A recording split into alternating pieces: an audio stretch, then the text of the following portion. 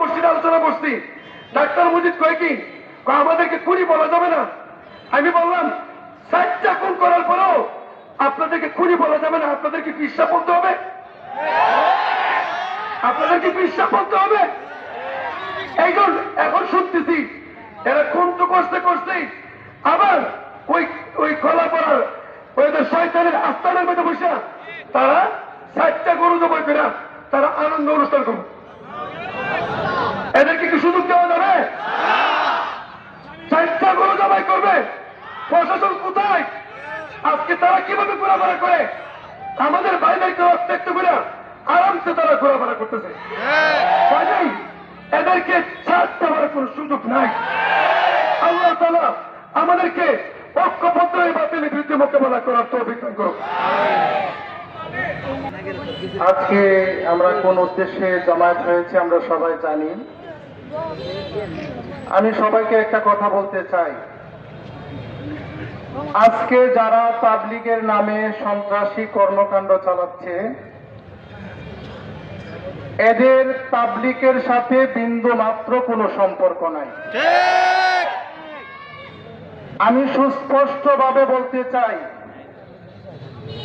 আজকের যারা সন্ত্রাসী কর্মকাণ্ড যারা চালাচ্ছে, যারা তাবলীগের নিরীহ সাথীদেরকে আক্রমণ করছে, তারা ইহুদিদের দালাল। আমি বর্তমান সরকারকে বলতে চাই,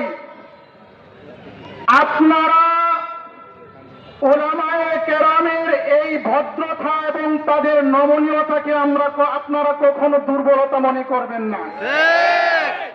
উলামায়ে কেরাম রক্ত দিতে জানে। উলামায়ে কেরাম বদরের প্রান্তরে সাহাবায়ে কেরাম রক্ত দিয়েছে। ইসলাম যখনই রক্তের প্রয়োজন হয়েছে সাহাবায়ে কেরাম থেকে নিয়ে পরবর্তীতে তাবিঈন, তাবে তাবিঈন, আইম্মায়ে মুজতাহিদিন সহ যখন ইসলামের উপর কোন আঘাত এসেছে সর্বপ্রথম যারা রক্ত দিয়েছে তারা হলো উলামায়ে কেরাম। এই জন্য আমি বর্তমান সরকারকে বলতে চাই, উলামায়ে কেরাম তারা হলো এদেশের সভ্য নাগরিক। তারা কখনো উশৃঙ্খলতাকে পছন্দ করে না।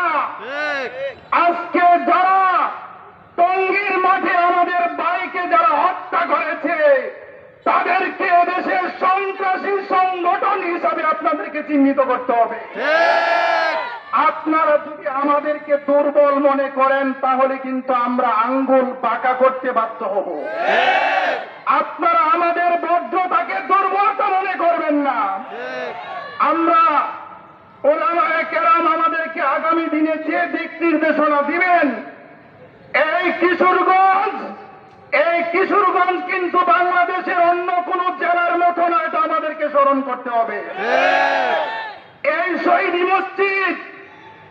শহীদ মসজিদ থেকে যে ডাক আসবে আমাদের কিশোরগঞ্জ ইমাম উলামা পরিষদের সভাপতি এবং জামে আমদানিয়ার প্রিন্সিপাল আমাদেরকে যেই দিক নির্দেশনা দিবেন, প্রয়োজনে আমরা আবারও প্রমাণ করতে চাই আমরা উলামায়ে কেরাম যেই নির্দেশনা দিবেন আমরা সেটা বাস্তবায়ন করবো ইনশাআল্লাহ।